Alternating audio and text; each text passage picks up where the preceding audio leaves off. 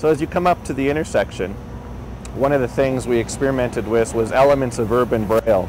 For Chris Ohlenberger, redeveloping the East Village is all about walkability, right down to the bumps in the pavers to signal the end of the sidewalk.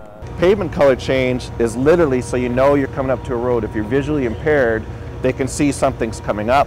And then you have these tiles here. So we picked them so that they work with our tiles, of course, but also so that those with canes or walkers and things like that, again, they know they're coming up to an intersection, because some of their usual cues are missing. When we raise the intersection, usually there's a curb. So when they go over that lip, and you can see this gentleman with the walker, he just cruised right out onto the pedestrian surface.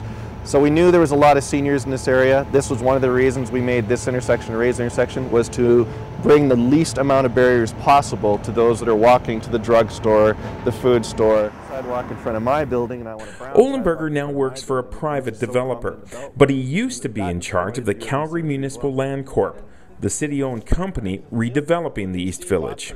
I would bring developers to this intersection and say, okay, you see people walking, you see how the interface works, this is what we kind of expect, right? You know, we expect the buildings to work with the street and become part of the streetscape. So walkability is key.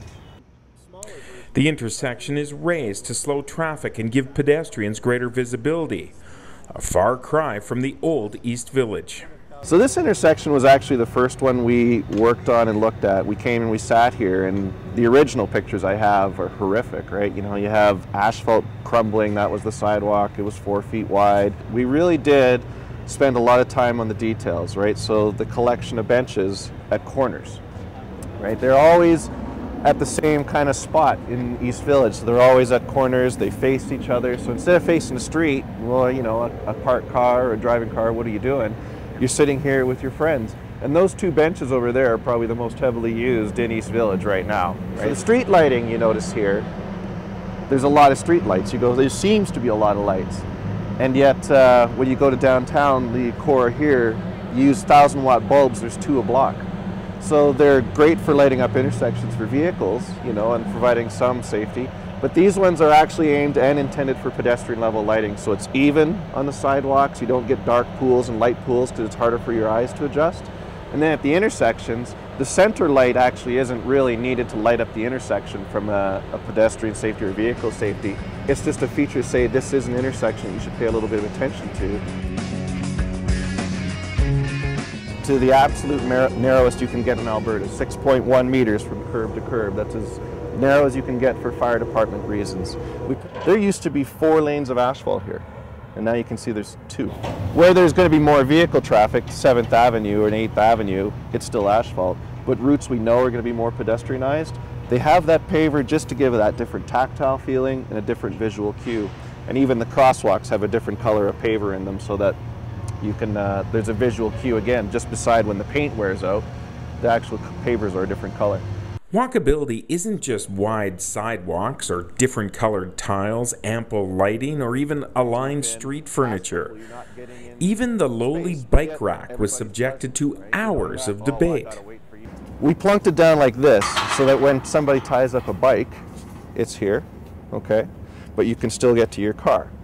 The debate was, should we turn them the other way? And you'll see areas where we tried it both directions, but now the bike blocks, right? So it is a buffer between the cars and everything, but it also blocks access to the cars. So really the debate came down to, let's put them this way, and yeah, if you're in a car and you see a bike there, you're gonna have to know to be careful not to whack your door into it, but you can still get in and out easy, you can still open your doors, and you're not like faced with a wall. Now what, right? Yeah. So even the alignment of the bicycle racks was a source of discussion. Then there's the other side of the East Village, Riverwalk. Ohlenberger calls it the urban edge. For residents, it's more than just a path home. You know, with the condos, it's not like you got a backyard. So the Riverwalk is your backyard, right? The gathering places and the plazas and the public spaces and the sidewalk become where you meet your neighbors and you meet them, and that's where you actually hang out, is in the outdoors. It's a more interesting lifestyle, it's a healthier lifestyle, but it is about the walkability of the space. Because if it's inconvenient to walk or it feels narrow, like this is actually wider than a standard city sidewalk. From that saw cut to that saw cut. Now how comfortable would you and I be if everywhere we went in East Village, we had to be this far apart, right? Where you can kind of wander a little bit, check out the visual sight cues, things like that. People can stand apart, people can get close, but you know, everybody likes the zones of personal space. So we always had to try and think, how wide is that in certain areas, and try and make it work. So this is a different kind of walkability space. You know, this is the plaza of Riverwalk. So it's got full power. You can hold concerts here, you can hold festival tents here, you can hold food markets here. So you can see there's really no delineated space for bicycles versus pedestrians. This was completely intended as a mixed zone, which was a source of some debate. What's interesting is you want to be able to walk comfortably, so there's enough space, and you can also see what the elevation is here. It's just a way to help people connect with the river. All of this is designed to be submerged. All of this is designed to take ice impact loads, and all of it is designed to be comfortable for sitting in spots whenever you want to, or taking easy steps down. So you can take the easy path around the larger step and take the smaller steps.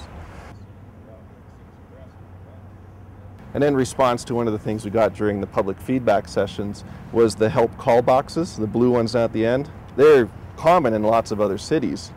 So they're actually standard. They have the voice of God, they call it, right? So if you don't have a cell phone and you need help, they're pretty regularly spaced. You can grab one of those as a video camera. You get the sense that somebody's on the way. In East Village, creating a walkable community was key.